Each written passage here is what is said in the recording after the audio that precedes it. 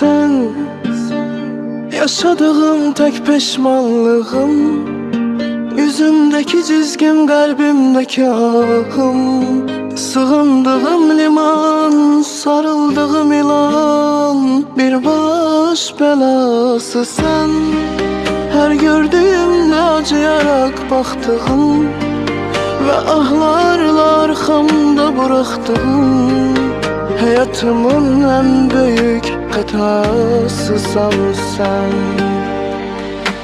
Ve ben bir gülüşün uğruna dünyayı veren, karşılıksız çıkarsız delice seven, bu günlerde seni aram silen.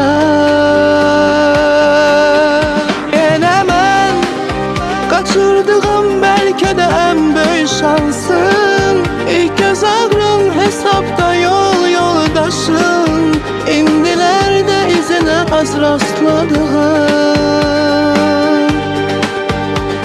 Sen her gördüğümde acıyarak baktığım ve ahlarla arkamda bıraktığım, hayatımın en büyük hatasısan sen.